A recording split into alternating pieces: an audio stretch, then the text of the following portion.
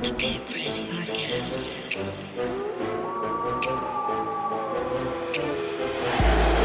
Reynolds launches from downtown. No. Van Horn, no. And that's it. New Mexico with it. Some big-time games and shots. How about this? Where have you been? MC knocking him down twice. Looking top and keeping it alive. House from knee. Get it! This kid is amazing. This is what got them in trouble. That ball screen giving up the mid-range. Look at this foul. House again. It's topping. Fifth assist. And New Mexico's going to dribble out the clock. The Lobos three-peat as conference tournament champions Kendall Williams fires the ball into the air. But New Mexico wins it this afternoon 64-58 over San Diego State. And the Lobos claim the Mountain West Conference's automatic bid into the NCAA Tournament.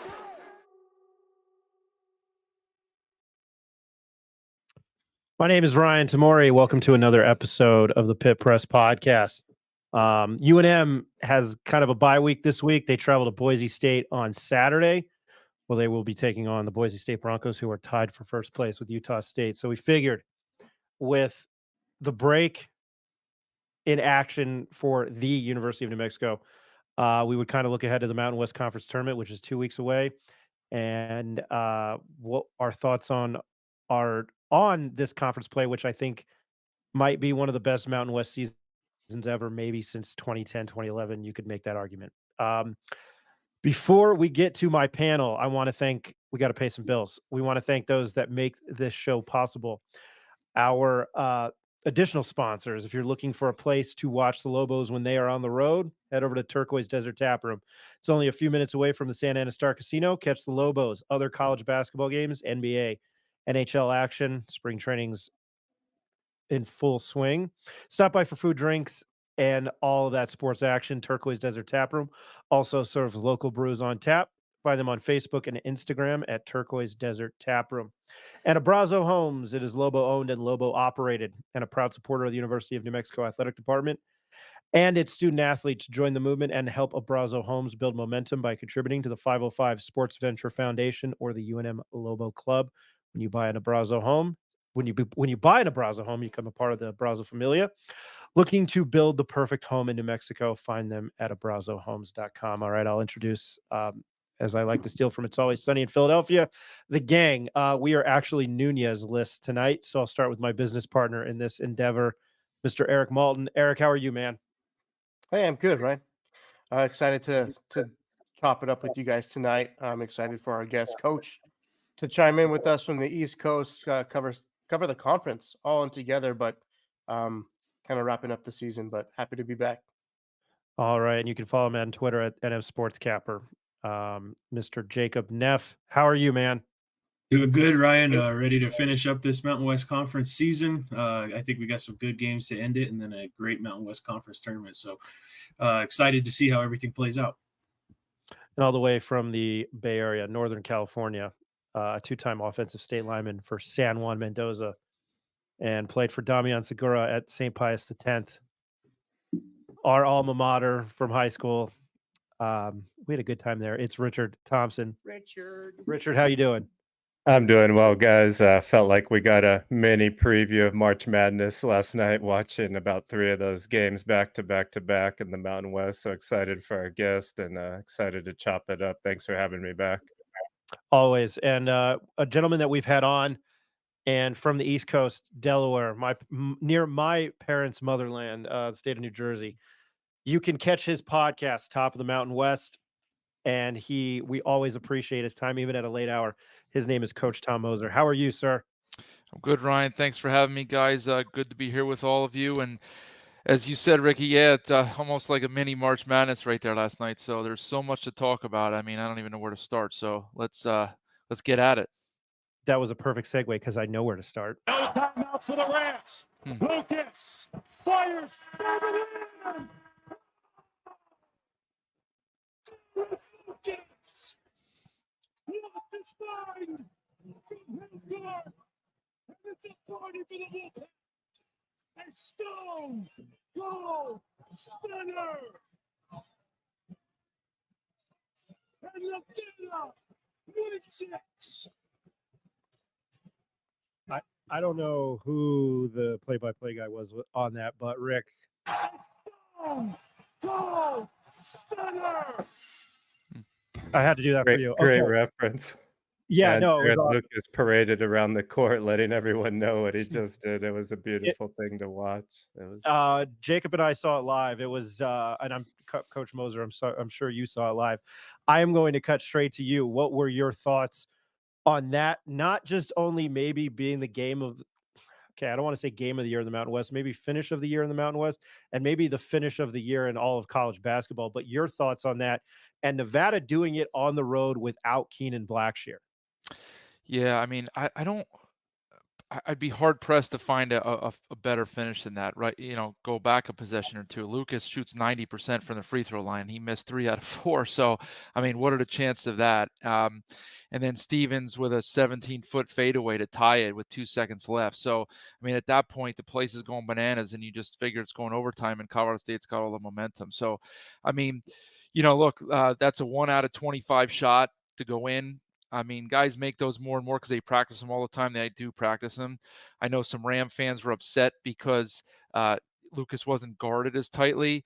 But I mean, look, you have to tip your cap to Lucas in that moment, right? I mean, he made a shot. It goes in a few times a year, especially he just missed those free throws. So it's not like he's brimming with confidence. And you don't want to get too close, and you don't want to foul, because if you watch the second half, they call the foul every 5 seconds. So, you never know what they're going to call. And I mean, look, it was a great ending. And yeah, without Blackshear, I mean, Nevada showed their depth. It's funny, all these coaches, and you guys certainly know this here in Albuquerque with Pitino, but a lot of these coaches, they talk about the fact that they have depth, and they may in fact have depth, but when it comes right down to it, they don't use that depth. And Alford was forced to use it last night because he didn't have Blackshear, and it paid dividends because he had got good minutes from a lot of guys. And the bench for Colorado State has not been really effective lately. I think that had a big impact on the game. And other guys, somebody's out. This is an age-old thing in sports. Somebody's out, misses time, and other guys step up, and that's what Nevada had. So they're a problem moving forward here. I like the way they look. Jacob, I'm going to go to you. I think from a on the bubble, off the bubble type deal, I think you and I were talking, we think that Nevada's already in. I haven't looked at the updated bracketology. I've been very good about it the last couple of weeks. And then I'll get to Moser. I'll get to Coach Moser with what is the standings right now in the Mountain West. But Colorado State Mountain, and I have to count because I'm terrible. 1, 2, 3, 4. They are in 7th place in the conference at 8-8. You have been a proponent, and I'm not trying to put words on in your mouth, because this is what we've talked about off the record. You haven't been that impressed with Colorado State. I know you think Nike Clifford is definitely an NBA talent. Isaiah Stevens was preseason player of the year. I don't necessarily know. Obviously, there's a guy in San Diego that would say different, but let me ask this question: just your overall thoughts about Colorado State, where they stand, and have they played their way out of the tournament? They're getting really close. I mean, it's really plummeted really quick for them. As Coach Moser said, they're not getting a lot from their bench. And to be honest with you, they can't hit a shot. I mean, it's ugly. It's been really ugly for 4 games. They don't have anybody that they can rely on to hit a consistent shot when the game's on the line, except for Stevens lately. And, that comes to bite you in the end when your guys aren't, performing to what they are, and somebody has to step up and carry the load. There's only so much they could do. I think they're starting to play themselves out. I'm quite frankly, I don't understand how they were a 7 seed and cemented into the tournament with how they've been playing over the last couple of weeks. And this is I don't know if it'll hurt them as much as you think it will because of the net rankings and whatever. It's not that big of a loss, kind of like Air Force against UNM. It's nothing like that, but they were without their best, one of their best players, and Lucas stepped up big time. And when you played that highlight, I don't know, it gave me the chills, just because I love this time of the year. And that type of environment and those types of moments. But I think Nevada's going in the right direction. You saw Colorado. Here's the problem with Colorado State. They can't rebound, and I don't they're small. They get out rebounded every game to me. And last night they're out rebounded by Davidson, Himes, all those guys, and it becomes a consistent problem with them. The rebounding, and then the shooting doesn't help. So to me, Nevada's going in the right direction. Colorado State, total wrong direction. They're going to find themselves having to win a couple games here soon if they don't watch it, in my opinion. All right, Rick, I'm going to you because I'm sure you absolutely loved the shot, and I know I'm backtracking. I guess how much we've seen Jared Lucas do it before. He did it at Oregon State when they made that run to the Elite Eight in 2021, excuse me. But whoops, there we go. Stone Cold. Just your thoughts on that shot. It was just big, like Coach mentioned, his confidence probably wasn't over the top at that moment in time, and at that point, it's just a heave, but that's, 2 games in as many weeks that Colorado State has let a guy go on the run up the court and haven't stopped him, and there's not a lot you can do from the defensive perspective. It was a Hail Mary, so just a big win. Even Davidson, Jacob hit, he rebounded well, but he only had 2 points, right? So a big game from Foster off the bench from Nevada, adding 13. And somehow they just figured out a way to win. They were up 10 most of the game. Colorado, to their credit, they battled back, but incredible shot, and loved his reaction afterwards. Eric, I'll go to you. Just your overall thoughts of action last night down this final stretch in the Mountain West. Yeah, I mean, I'm going to agree with Neff. Pretty solid there with Nevada kind of going in the right direction. Colorado State kind of going in the opposite direction. Look, Nevada has 6 Q1 victories, and pretty impressive. And they really only have 1 blemish on their record, which is a loss to Wyoming. So their resume is pretty strong. And then Colorado State, they're still top 30, so they're still considered a Q1. But if they were to lose anymore, it's going to do more damage to the Mountain West because then they fall out of the top 30, which that win that UNM had against them recently moves from a Q1 to a Q2. So, I mean, there's a lot of implications that are going to come down kind of this final stretch, and we're really hoping that a lot of these teams that the Lobos have beat and really as a conference stay in the top 30 because we want the quality of the conference, those wins to stay as Q1. So that's kind of my take on it. Yeah, and then from a Nevada perspective, I thought that Coach Moser hit on a lot of good points. Just the overall depth. In Blackshear's place, they started McIntosh, and McIntosh had a big game, finished with 14 points. Usually doesn't score that much, but he definitely filled that role. And they have some pretty strong key pieces on that whole roster that could contribute, right? Like I was just looking at Trey Coleman. He saw 30 minutes last night, 16 points. Lucas is going to be the guy that's going to carry the dagger most of the time. Didn't get a huge game from Nick Davidson, and that's usually a guy who they can rely on. But that team's deeper than I think a lot of people are realizing. And man, they're clicking on all cylinders and getting hot right at the right time. I think it's a testament to how good of a coach Steve Alford is, and I know a lot of people in this city and state don't want to hear that.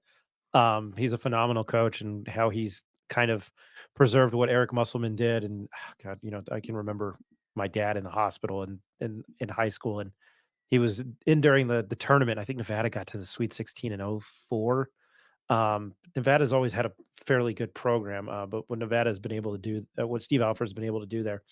I think I want to transition from the San Diego State talk into Jaden Ledee, and I know that's not really a great segue. I think one team that I want to ask Tom about is UNLV. If you had the under last night, well, I'll save a few expletives for some of the guys on this, for some of the guys on this podcast.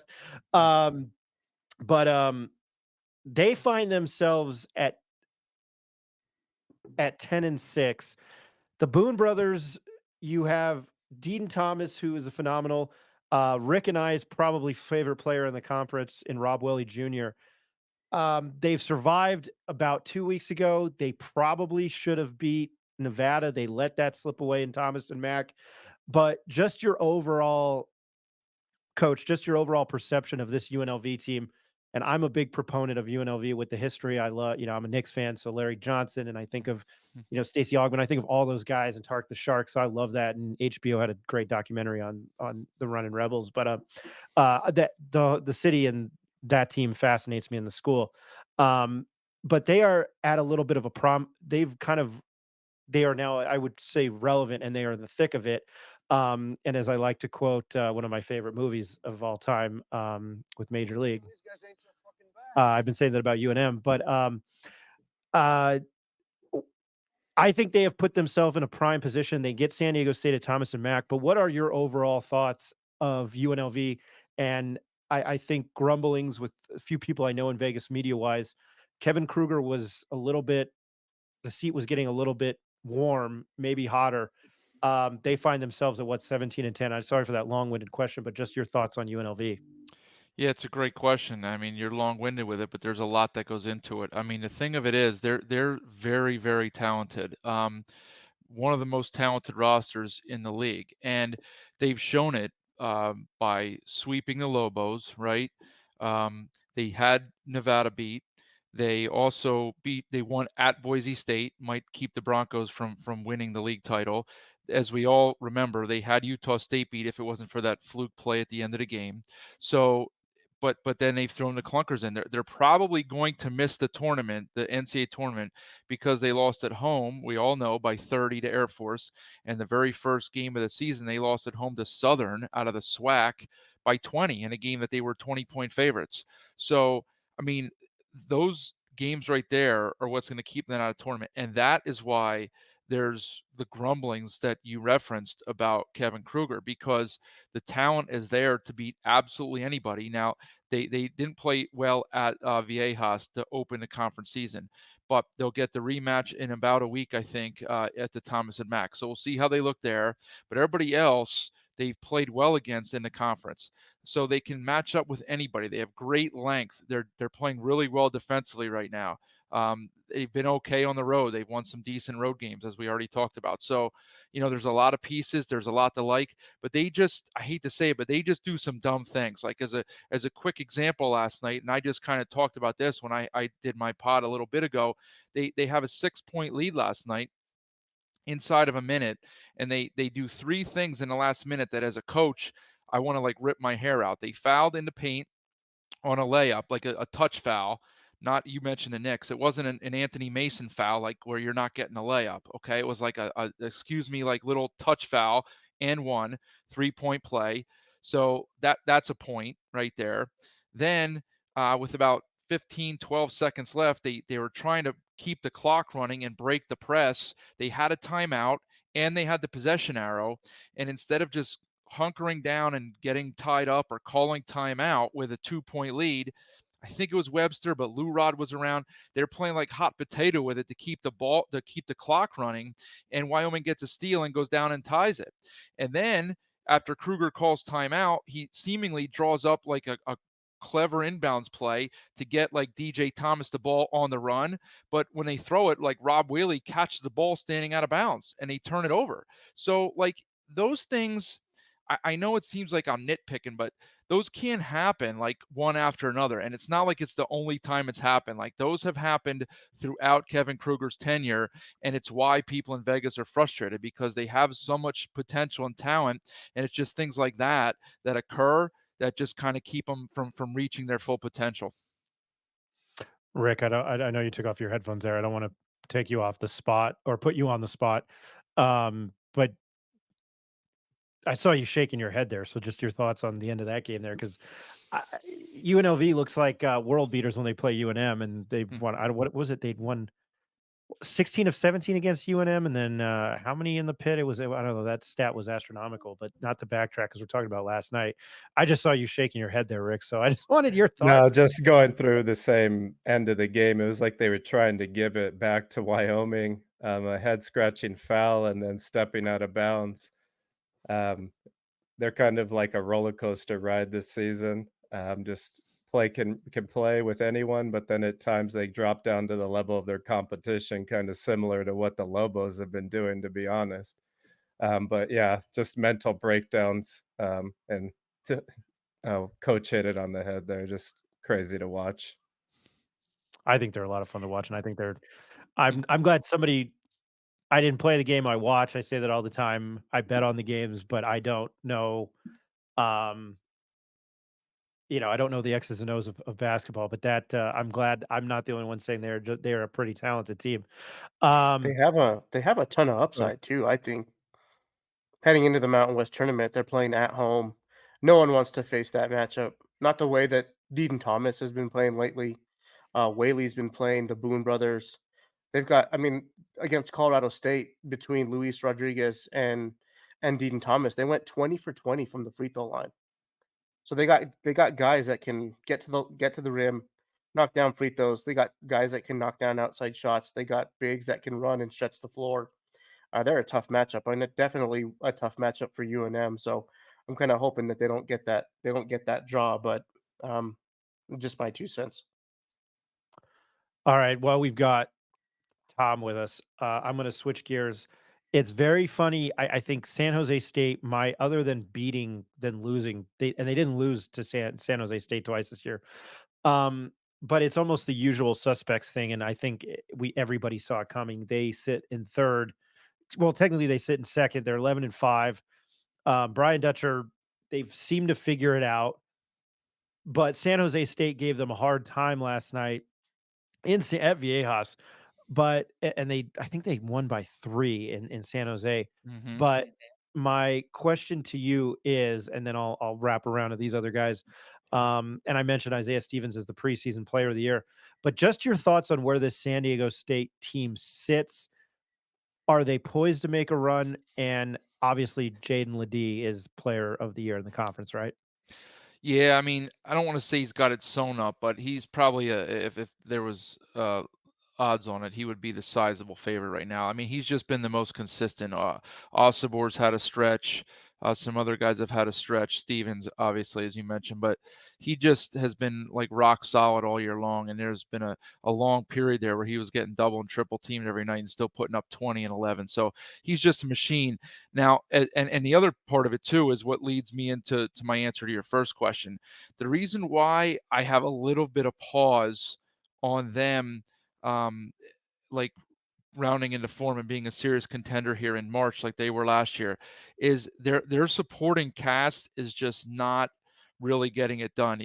Look at the stats from last night because of everything else that was going on, the Utah State game, the Colorado State game. I didn't get to fully like focus in on that one until the very end. But in looking at the stat sheet, the Aztecs shot 17 out of 22 from the free throw line. San Jose State 1 for 2. Now, that's not an indictment on the officials. We have plenty of that going around, and that's on more justified. It's just the way that those teams play. San Diego State bruises it up. They play inside. San Jose State wants to launch 3, so they're not going to get the line. But they outshot their opponent 22-2 at the line, and San Jose State made 9 out of 29 threes. That's like 30%. And it was a 4-point game with a minute left, like at Viejas. So, I mean, credit Tim Miles and San Jose State. I'll give you all that. But like, I just look at the box score, like Lamont Butler 3 for 10, Trammell 0 for 3. Those guys are not playing consistently. They're just not. Even Reese Waters, they're just not getting consistent enough play from guys other than Ledee. And I just don't know that that's going to carry him very far once we get to March. I mean, everybody's going to just think that they'll win the conference tournament because they always show up and play well. I don't know, and I don't know who's going to play who yet, so we'll have to figure that out when we see the brackets. But I'm not penciling them in for anything yet. Obviously, Dutcher's been there, and they have some veterans, but it's not just easy to say, well, we'll turn the switch on when we want to, and it doesn't work like that. So I don't know. I mean, they can do it, but I'm not all in like I like to be on them right now. Jacob, I'm going to you because that's probably music to your ears. Yeah, I mean, I that's exactly what Coach Moser just said is exactly what I've been saying all year. I mean, it takes one bad game from Ledee or some serious foul trouble for this team to be in major trouble. I mean, they're not getting the contributions that they got last year from some key players. I mean, Butler is not what he was. Trammell is definitely not what he is. They've been trying to figure him out all year. They've been putting him in the starting lineup, taking him out, trying to run him as the main portion of that offense, when they give Ledee a break, they can't figure out how to get him going, and it's a problem for them. The other thing that's a problem is Reese Waters. He's been demoted out of the starting lineup. He hasn't been contributing the way that he's supposed to be, and he was the guy that they brought into this team to kind of be the scorer, and it's not working out. So you're talking about a team that has an identity, which is get the ball to Ledee, but what's the second option? And you know what I always say, Ryan, is you have to have guards in the tournament in March. You have to, because eventually you're going to have to make shots and you're going to have to be able to make some plays. I know that they have it in them. I know Butler can do it. We've seen him do it. I know Trammell can do it. We've seen him do it, but it's not happening. And like Coach Moser just said, literally what I was going to say is you can't just flip a switch and turn it on. These guys have I don't know if they have confidence going into March saying, hey, give me the ball, I can make a shot. It's just not what it is. So yes, why they're doing well in this conference, put them up against a team that can hit some threes and shots are falling. It's going to be a tough game, and they're going to have to battle it out and win with their defense. But I think I'm the same way as Coach Moser. I wouldn't pencil them in as a shoe-in for the Mountain West Conference tournament or even to make a run in the NCAA tournament, just because, they kind of look like a one-horse pony to me right now, and that's just my opinion. I just realized I'm wearing a San Diego Padres hoodie and my Tony Gwynn hat, as I always do. So not being biased, I think that they are poised to figure it out. I think there's more blemishes on their how they look right now as opposed to last year. I mean, you play the hand that you're dealt. I'm sure people will argue, well, they got, Furman, and, they did beat the number 1 overall seed in Alabama. Then they got Creighton, who I thought was a very good team. I think from the casual fan, they'll be like, well, who did they beat last year on the way to the national championship game? And then, FAU was, I think, what Dusty May has there, even though it might be coming to an end with all of his seniors or eligibility, his players left with eligibility. I don't know. I think when the clock strikes midnight, I know we're recording this on a Wednesday night and it flips to March. Usually it's the case. We're not seeing that out of Tom Izzo this year. Eric and Rick, do you have any comments on San Diego State? No. Gotcha. All right. While we've got Tom on, I think that one of the I thought Utah State would fizzle out, and this is just quick to the point since we haven't talked to you in about 2 months. What have you made? And I think I already know the answer, maybe more in depth. What have you made of the job that Danny Sprinkle has done at Utah State, how they've survived, how they've been able to maintain, being in first? The job that Danny Sprinkle has done, he's obviously, I'd say, a shoo-in for Coach of the Year in the Mountain West Conference. And the second part is, what is your case for him being National Coach of the Year? Because I think he's rightfully deserves that, probably.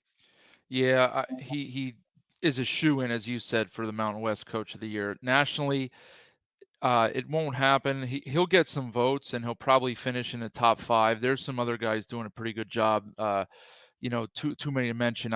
I dislike when they give it to like your Danny Hurley's or Kelvin Sampson's, just because they're having a great year. I mean, those programs are picked up there and they have the talent. So, to me, it should be who does the best job with what they have. And that's why Sprinkle is going to win the Coach of the Year in the conference. They were picked 9th by the media, and they're going to either finish 1st or 2nd or maybe 3rd at worst. But he's just done an incredible job. Now, some people, I used to use this phrase back in the day, like some people refer to them having like the horseshoe up there, I mean, because of the way that some of the games have gone for them, right? I mean, it's quite a growing sample size here of pulling games out.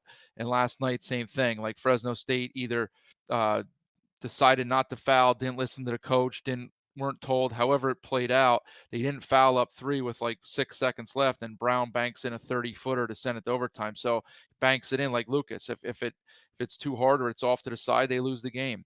The same thing happened at UNLV. So, they pulled some rabbits out of the hat, but you know what? I mean, they're in the position to do it even when they're not playing well. So they got 3 games left. As you know, obviously they're going to finish the season at home with the Lobos with a chance to probably win the league title. So that'll be an interesting game. Wasn't their best effort last night. I was kind of surprised to see that coming off of a bye. They had a week off to rest. I thought they'd be ready to go because they pretty much answered the bell every time out. They didn't look great last night. Now Friday night, quick turnaround, but a home game against Air Force. So don't expect much of a challenge there. Hate to say it to Lobo fans who just went through that a week ago, but we'll see how they look there. But just great job by Sprinkle. That they have some good players.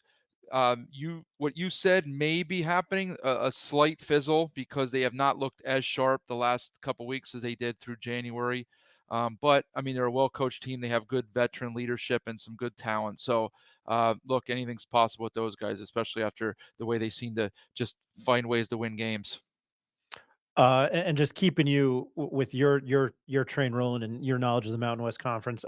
Very quickly, your thoughts on Boise State. I had thought, and Jacob can attest to this, and I'm probably stealing his thunder. And Eric's. I thought maybe they didn't have enough guard play. I could be wrong on this. They didn't have enough guard play, but Leon Rice has steadily created that program into consistency. Just your overall thoughts where they find themselves right here at the end of February. Yeah, so well, look, let's give them credit for one thing. They know how to play and how to show up against inferior teams. Now, their last 2 weeks, their 4 games have been against the bottom 4 teams: Wyoming, San Jose State, Air Force, and Fresno State, and they've won each of them by at least 20, if not 30. So they took advantage of the soft spot in their schedule, but they're playing very well. Their guard play is not tremendous, and their closing stretch of 3 games starts with New Mexico this weekend, and then they also have Nevada at home and at San Diego State. So that's a brutal 3-game stretch. I don't think you can expect them to go 3-0. I think 2-1 would be a good result. They're probably, barring an 0-3 collapse there to finish, probably going to find themselves in the NCAA tournament. And as you said, Leon Rice, he's just slow and steady wins the race, right? I mean, he's not going to be a flashy guy out there talking and drawing attention to himself. He's going to just go about his business. He's got a plan. He's got a culture in place. They have a system. They develop players. They get better as the season goes on. And, there's a lot to like about him and that roster and the what they bring to the table. And look, they're right in there. I mean, the game on Saturday at night should be fantastic. The Lobos are going to go up there looking for revenge. Boise's got some big guys inside that are playing well, and they have a bunch of different options. So I like them. I was high on them to start the year, but not completely sold on them once we got into play. I was high on them in the preseason, I should say.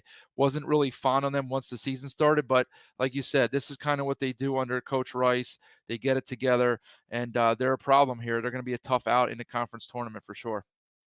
Do you think what they did with their schedule to start the season, their non-con, they went to Orlando, they played some, I can Virginia Tech pops in my mind, but they've played some stiff, not the best competition, but some decent. Do you think that's benefited them at this point in the season? 100%. I remember in the preseason looking at their schedule, and I thought, so you as a coach, I know it's difficult for some programs. It's different. Like Coach Pitino wants some programs to come to the pit, and they won't do it. So it's different for New Mexico. But coaches schedule to their roster and what they think they have. Like, Danny Sprinkle didn't know he was going to be 22-5 or whatever they are. He didn't schedule as tough as he probably will next year. But Leon Rice knew what he had. He had a veteran group. He's got a lot of talent. He scheduled, you mentioned it, Virginia Tech. They also played at Clemson, true road game. They played St. Mary's. They played Butler. They played VCU. They played, I'm probably missing one or two in there. They played a really good schedule. Washington State, who's actually played very well lately. So they've played a very difficult schedule, and it does. It prepares you for the Mountain West. And it's paid dividends. You can't argue with the results. So, I mean, credit to him for knowing what he had and getting those games on the schedule and traveling and, neutral site and whatever he had to do to make it happen. It worked. I'm going to go to Jacob now to give you a breather before we let you go and ask you about the Lobos and what has transpired. Jacob, I just wanted your thoughts, and I'll get Rick and Eric's thoughts real quick. Just maybe who your coach of the year is and your all-conference team. I know coach of the year for the Mountain West. Yeah, not nationally. Okay. Mountain West. Yeah, it's definitely Sprinkle. I mean, there's no doubt about it. I mean, I know everybody looks at it as a plus now that you can pick from the college portal and build teams, but it still has to mold together. It's sometimes that can be even tougher than recruiting and building your own team through recruiting. So it's definitely a sprinkle. As far as my players of the year in the conference, I mean, I'm not trying to be a homer here. You guys know how much I love Donovan Dent. I think Donnie is probably on the first team. Stevens is on the first team to me. Ladie obviously in the middle. And then when I start thinking of these other, positions or down the stretch, I don't know how you would put it together, because Osabar could be in there too. And then, for the final person, it's tough with that forward position. Probably Caleb Boone, maybe. That would probably be my conference team. Just spitballing it off the top of my head. I think all those people are really deserving of the awards. And you look at those teams, and a lot of those guys are who carry them night in and night out with through whether it's points, assists, doing it all for the team. That's kind of what I think, but I'm sure I'm missing somebody. I'm sure Coach Moser could step in and replace one of those guys for me, but that was just off the top of my head. Eric, I'm going to go to you because I haven't gone to you and Rick in a while. I'm sorry. Yeah, I think the other names that Neff was thinking of but couldn't think of the names was probably Jared Lucas, Keenan Blackshear. I think those guys are very deserving of making first team. I think Osabar does make his way in there. And then I know he's only a freshman, but maybe even Jaden Toppin. I think he has kind of played his way into being a key player, not only for the Lobos, but just kind of making that impact from a conference level. I don't know if he gets into the top 5, but he's definitely played like it, especially during the conference season.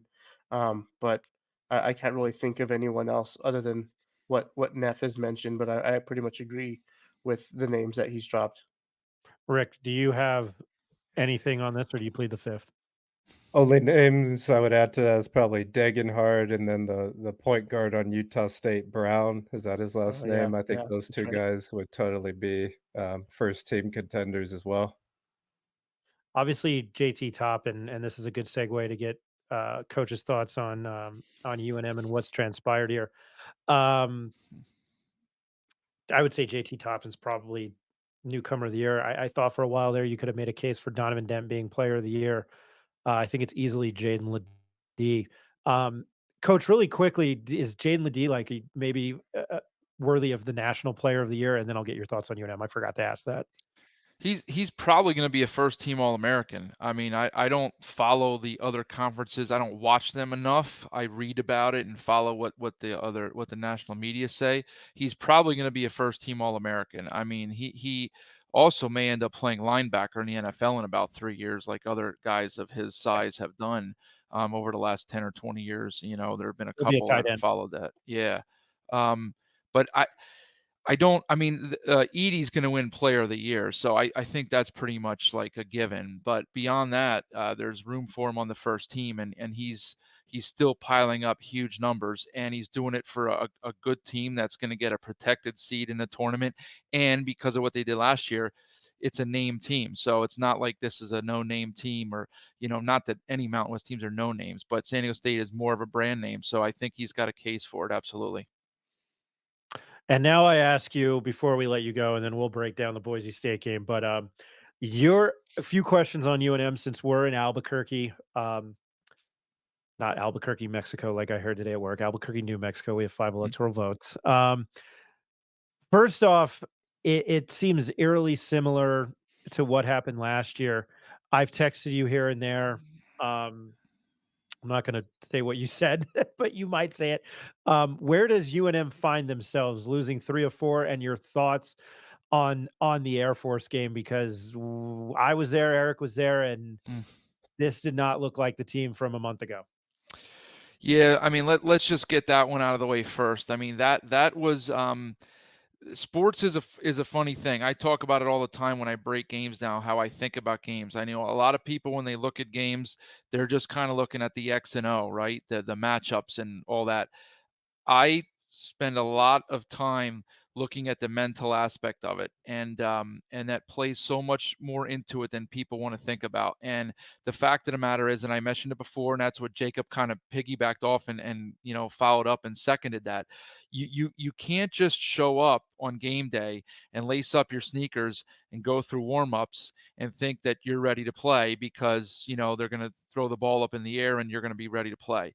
Like, you have to mentally prepare yourself ahead of time, especially when you play a different style of a team. Okay. So Air Force, as everybody knows, plays a different style. They play a different style offensively. They play a different style defensively. They have to do that because of the personnel that they have. Always have, likely always will. Furthermore, as we've seen with New Mexico, they beat New Mexico State by 40 and then went down to their place a week and a half later and had to get a heroics from Dent at the buzz with 20 seconds left to win that game. Well, they went up to Air Force and won by 20 in the early part of conference play. And after their stretch of games, I can't exactly remember who it was, but I know San Diego State was in there. I know the Nevada win at the buzzer was in there or close to the buzzer. And then the Colorado State game in there at the buzzer. So you add all those variables in there, and now you're coming home to play a lowly Air Force team. No offense, Air Force followers, but a lowly Air Force team with a bye on the back end of that. There is no chance in the world that they were ready to play that game. Okay. You can't, they weren't ready to play, and you could see it from the moment the game started. And then when they got up 15-7 or whatever they did 5 minutes into the game, that was even worse case scenario, because then they're like, well, we can just coast by these guys. Well, in Air Force Academy, they are like the definition, right, of like the principles that you want in a service academy, right? Duty, honor, courage, discipline. They're going to play hard. They don't care like who you are. They're going to play hard. And if you don't match that, you're in trouble. And that's what happened. New Mexico took the game for granted. Their effort was horrible on the defensive end. Mentally, they were just out of it. And, to be frank, it wasn't Coach Pitino's best game either. Like, he didn't make adjustments, some poor fundamental stuff. And like the fact of the matter is, as much as I hate to say it, the team that deserved to win the game that day won the game. And, if they play 100 times, 50 here and 50 there, New Mexico probably wins 95 times. But, when it's a one game deal, like, you got to show up and play, and the Lobos didn't do it on Saturday. Very quickly, you watch the conference, and obviously Air Force is 2-12, but Ritas Petritis is a phenomenal player within himself. He's a lot of fun to watch. And can you just comment on him? Yeah, he's a strong guy. He's not a great outside shooter, but he's like, he finds a way to get the ball in the hole. And he's been there. He missed the first maybe 6, 7, 8 games of the season, but he's been their most consistent player by far. He's averaging close to a double-double. I mean, he's a workhorse. He guards whoever they need him to guard all over the floor. He gets the tough rebounds. He makes the tough plays. He knows how to play. He pump fakes. He makes the smart play. He'll take a charge. Like, he's what you expect to get from an Air Force Falcon player, to be honest. You look at that. I appreciate all your answers tonight. This is why we're glad Eric reached out to you, and glad you have made time for us late. I know I'm pushing the time here, but we're well over it. But when you look at UNM's schedule,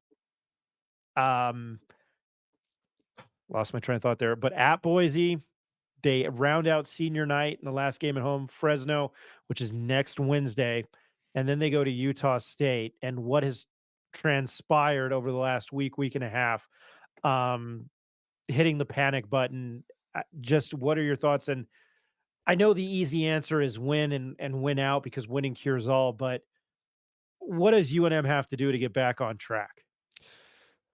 Well, I mean, first things first, they have to win the home game against Fresno State. You can't drop that one, and I would expect them to win that game. Now, with the 2 road games, I think they're going to have to split those 2 games. Like, if they lose those 2 games, they'll have some wiggle room in the conference tournament. They'll probably be a 6 seed, I'm going to guess, with Colorado State a 7. So they'll play on Wednesday against Air Force or San Jose State. And then they would probably need to win that quarterfinal game on Thursday in the 3-6 game. Now, obviously, there's a lot of moving parts in there with other teams and other leagues and bid stealers and teams on the bubble getting wins and stuff, but they're going to have to pick up another win somehow. They're not going to be able to just rely on everybody else losing and lose the game at Boise and lose the game at Utah State and lose in the quarterfinals. If they do that, I fear that they're going to find themselves on the outside looking in on Selection Sunday. But look, they have the talent to do it. We've seen them win on the road already. They did it at Nevada. They just I'm not saying, just pick one and play hard in that game, but they got to find a way to get one of those 2 wins. They have the pieces to do it. We've seen it all year. The people and the media have said that they're a Final Four sleeper and a Sweet 16 caliber team. Then you got to find a way to win one of those 2 games to put yourself in a position to make the tournament. Quickly, what is, I think I know the answer to this. What's been the most disappointment in the conference this year, and what's been the most shocking thing to you in the Mountain West Conference this year? So I will say the most shocking thing, I mean, we kind of talked about it already. So Utah State's the easy default answer, but I think the most shocking thing is how good the teams have been, really. Like I legit think they're good teams. Like we'll see what happens in a couple weeks, but we have a shot to get any of those teams can win a game in the tournament. They really can. Like I know it's been a slow burn the last few years. 1-3 last year, 0-4 the year before. A couple years before that, before Nevada won, maybe in 2018 or whatever it was. So not exactly on fire here once the tournament hits. But I think the quality of the teams is a pleasant surprise. As far as the disappointment, I guess I would just have to kind of go to well, I guess I could go a different direction. I would say UNLV, but a different direction would be the fact that we still almost every night, whether it's a weekend or a Tuesday or Wednesday, we're still having discussions about the quality or lack thereof of the officiating in the conference. That's a sore spot, unfortunately. You can find him on his podcast, Top of the Mountain West, and all the way from Delaware. And I know it's late.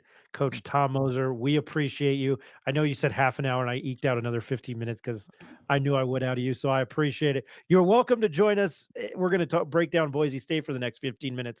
It's up to you what you want to do, or you're welcome to get off. I'm not putting you on the spot. I'm just letting you know because I know it's late. It's up to you. But we appreciate your time.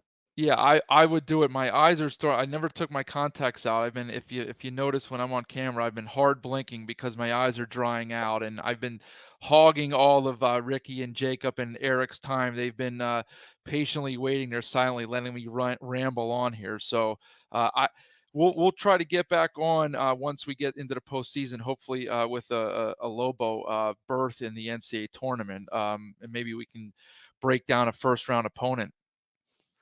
Well, you can find him on Twitter at Coach Moser. Hey, Tom, thank you for joining us. Get some sleep and get the contacts out. We appreciate you. All right. Thanks for having me, guys. Take care. All right. Now this is back on the record. Rick, say that again. I'm sorry. I stole your You need a basketball therapist on Twitter regarding any Mountain West Conference action. Tom will reply to you any hour, no matter how stupid your comment or question is. He replies to them all, and with smart and witty replies. So he is the man, and super glad we had him on. Can't say enough about what he provides. I can't believe, and Eric, this is detriment to you because you found him. And I think Jacob and Rick, I think he's awesome to talk to. And I couldn't stay up sometimes to watch Sunday Night Football or Monday Night Football on the East Coast or Thursday Night Football. I was in bed, and he's up till like 1:00 in the morning watching, it's Nevada. I mean, that game was worth it nationally last night, but I'm glad he joined us. He's always a pleasure to talk to. We haven't had him on in a while, and I thought, where we're at. UNM is heading to Boise on Saturday, 6:00. Games on CBS Sports Network. You can catch it on Lobo Radio Network if you can't watch. I mean, it's stupid to say it's a must-win game. Eric and Rick, I know. I'm sorry I didn't get you guys to interact as much in that conversation. I was trying to get as much out of Tom as we could in that short period of time. Eric, I'll start with you with how big of a game this is. Yeah, man, I don't mind that. Tom's a great guy, and he's super knowledgeable. He follows the game and the entire conference, quite frankly. He covers it really well. He knows the in and outs of basically the personnel of each individual Mountain West school. So it's nice to get him on the podcast. But going back to this week's game, I had to agree with everything Tom had said prior. I think the Lobos have to take 2 of 3 out of these next 3 games. So at Boise, I think that one is probably the more winnable game on the road that they would have to steal. I thought in that first game they did a pretty good job of containing Degenhart. I think they limited him to, what was it, 4 points. But the one guy that killed him was Max Rice when he had 35. So they've got a pretty deep bench. They got a really good coach in Leon Rice, and they always seem to just have a good game plan. This team doesn't turn over the ball a lot, and that's what the Lobos like to do, is kind of apply their pressure and change the pace and flow of the game. And in that first game of that first matchup, Boise State did a really good job of just kind of playing within their own style and not letting any outside forces kind of impact the way that they wanted to play. But yeah, I would have to say that this game's probably pretty close to being a must-win game. Rick, your thoughts? Yeah, when I look at Boise State, I just see a team that's on the rise. Obviously, they beat the 4 bottom cellar dwellers of the conference the past 4 games the way you're supposed to, and they're looking at the next 3 games against Nevada, New Mexico, obviously, and San Diego State as opportunities to bump their seed up. So they're saying best case scenario, if we win out and win a game or 2 in the conference tournament, we might get a 7 or 8 seed. And you get in the NCAA tournament right now, in my mind, the 5 through 12 seeds is just a cluster of teams that might be on equal footing. So when you look on the other side, the Lobos, to me, they're not on the rise right now. They're kind of midway. We don't know what we're going to get out of them. And like Coach Moser said, sometimes it's not about X's and O's. And I think in this game, it's going to be a more of an emotional toll playing in a sold-out arena. It's going to be loud. Lobos have been down emotionally to me the last game, obviously. And even before that, they didn't look too sharp against Colorado State. So to me, it's just going to be about what adjustments are made both sides of the ball. Rice, Coach Leon Rice, has shown that he's able to make adjustments. They're going to play zone. Ogbo's going to step out and stretch the court. So it's going to be about UNM, in my mind, stepping up to the task, because we know what Boise State's going to bring at home. I got to do it for Boise State because that's the season in the conference. Didn't start so well. These guys ain't so fucking bad. I'm sure Leon Rice would appreciate that because it's from a baseball movie.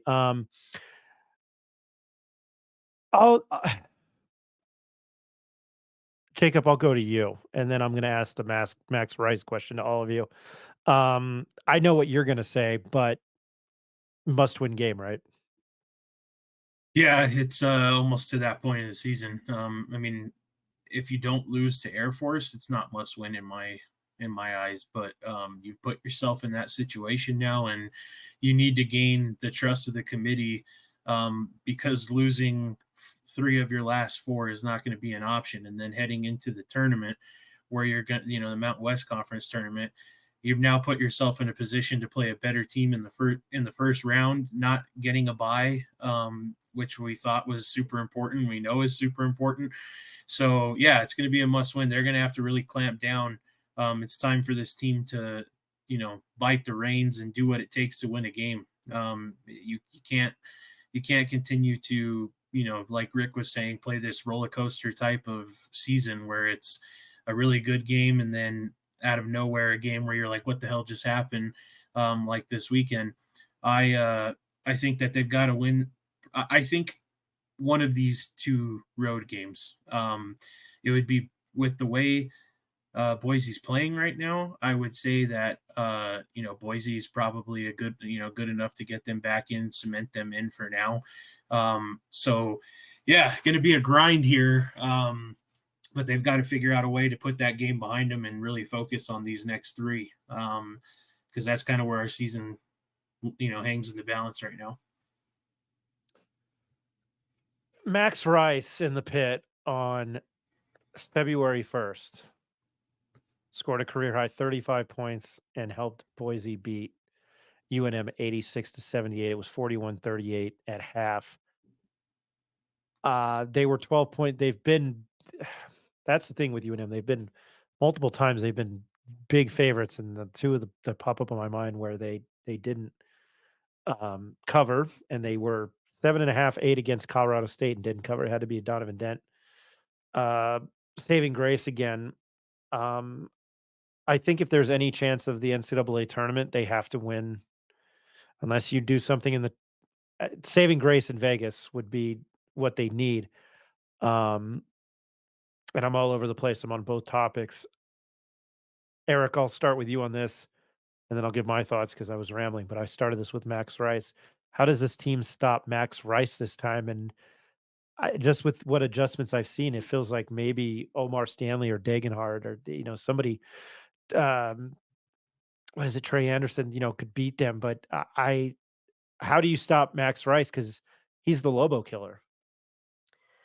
Yeah, And it's it's not the funny. first time. Sorry, it wasn't the first time. He had a career high last year in the pit in that epic Friday night game. I didn't mean to cut you off there, Eric. Just that's what I meant by Lobo killer. Go ahead.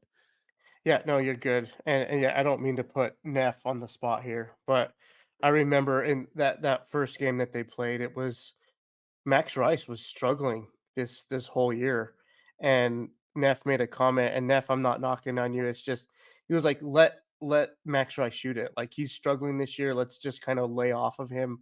And I replied to that text and I was like, no, like you cannot let a shooter get going. You just can't let him see one or two shots go down.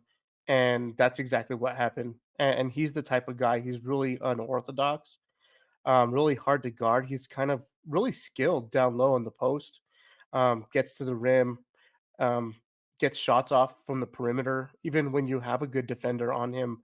So you just got to continually pressure the guy, make it hard for him to get off good shots. And I think we probably shouldn't expect to have him have another big game like the 35.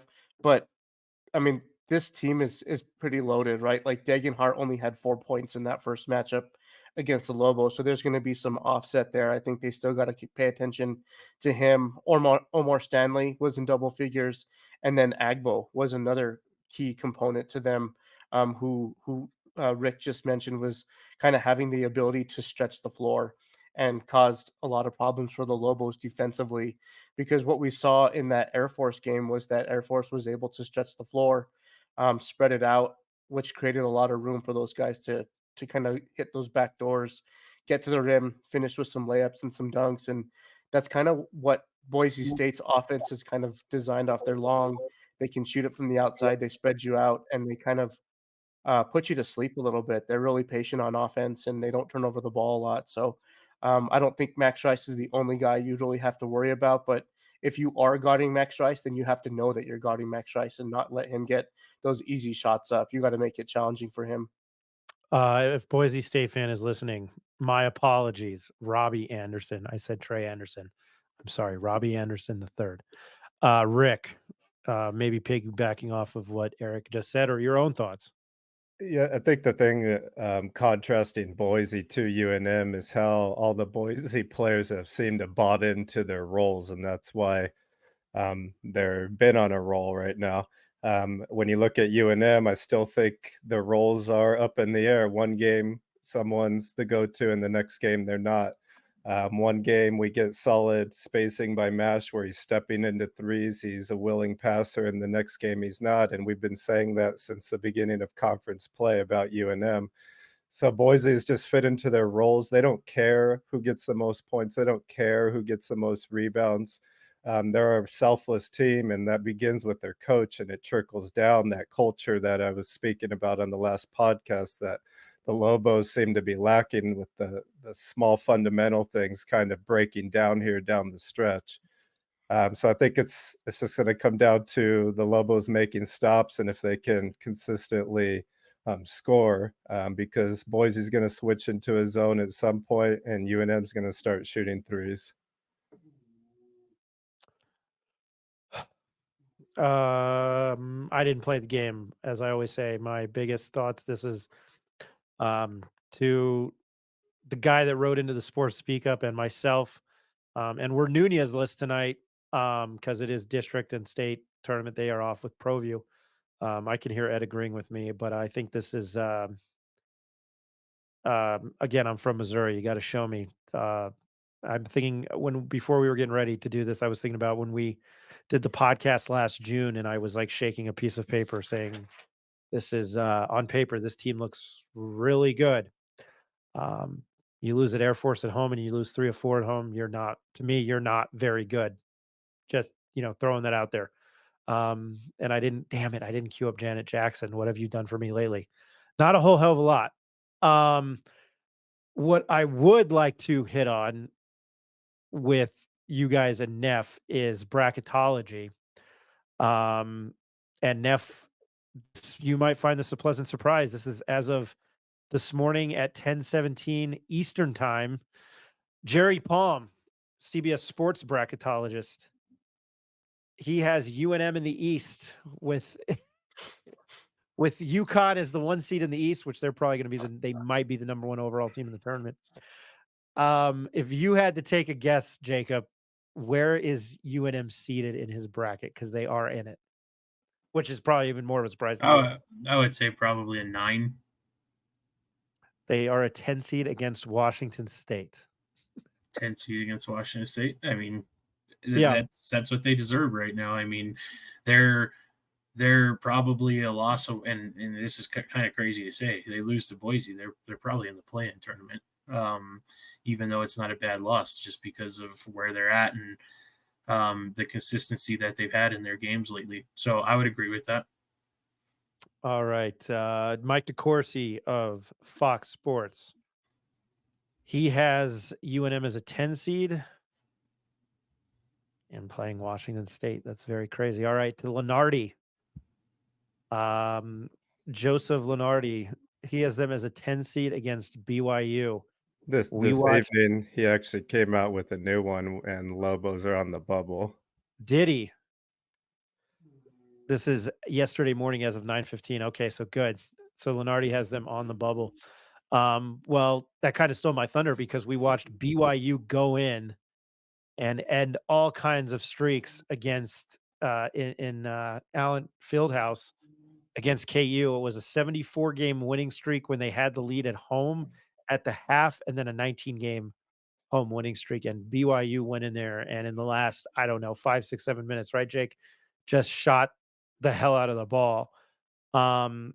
Eric, Lobo fan, when you see that, and then now Lenardi's got him out on the bubble because the majority of the games are wrapped up. I think Oregon and Oregon State's playing. There's some rivalry games in the Pac-12 tonight.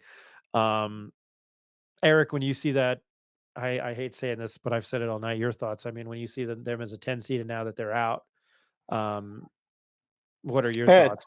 To me, I still feel like they got work to do. The 10 seed or the 9 seed, feels appropriate, right? I feel like that's where they've done just based on their record and the amount of Q1 wins that they have. But I think that loss is something that they're not going to be able to escape from. It's one of those games that they should have won at home late in the season, and that's something that I feel like the committee year in and year out has kind of held against some of these teams that are kind of right there around the bubble. And with the season wrapping up the way it is, I think the Lobos got to approach it in a way that, well, they got take it game by game. I think that's really cliche of me to say, but it's true.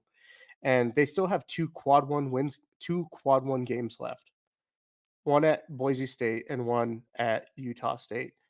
If they were able to secure one of those wins, I think that solidifies their resume and probably buys their ticket into the NCAA tournament, regardless of what happens in the Mountain West tournament.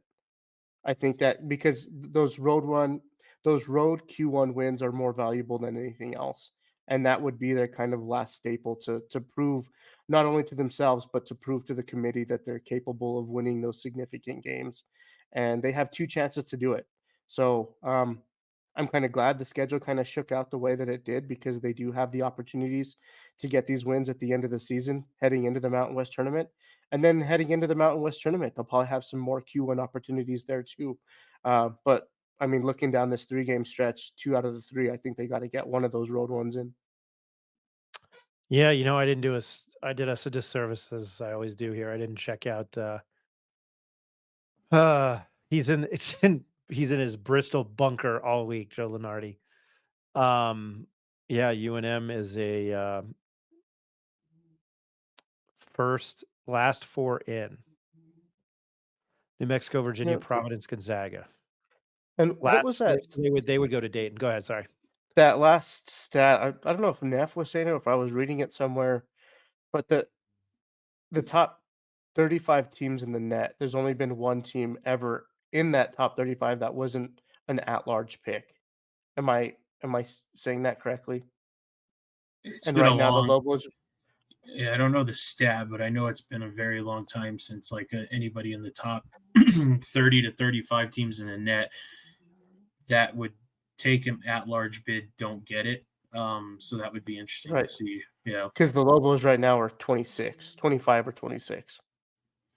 So All right, Neff, I'm going to play this game with you. This is not a Mountain West team, but this is the first four out. 15-12, 6-8 in their conference. Their last four games. The first one is really bad. Loss. I don't know what I'm asking you there. That's Texas A&M. Oh, and is that one of the last four in? Yeah, and somebody commented on Lenardi. I just happened to see that. How are they even sniffing the tournament? They lost to Tennessee tonight. They lost to Arkansas. Alabama is an NBA team. Is a G League team. They ended up rallying majorly tonight. They were down like 12 to Ole Miss and rallied. But 15-12, 6-8. I mean, Texas A&M 2 years ago, I'm just using Buzz Williams as an example. They got to the SEC title game and ran out of gas. And I think Alabama beat them, and they got to the NIT. They got into the NIT and they lost to Xavier in the title in the NIT championship game. And I think they were a first four. No, Mississippi State was a last four in last year. Because I think they beat Arizona State beat Nevada. I'm trying to think of beat Mississippi State last year.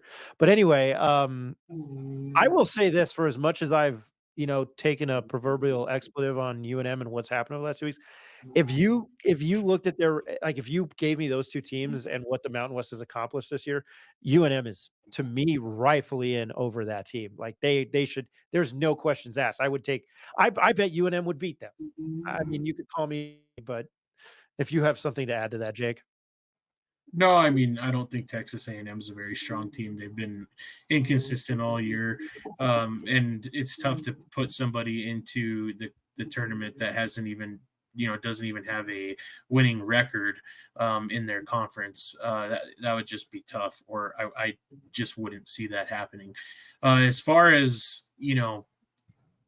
where they're at right now, and kind of some of the matchups you were talking about, I think BYU would be a death sentence to UNM, just because those guys can shoot. And if you're not on your game, you can find yourself in a huge hole. And I don't really like the matchup with Washington State either, because they play defense and, they wouldn't want to run as freely as, UNM would want to. You saw what they did to Arizona, somebody that likes to run.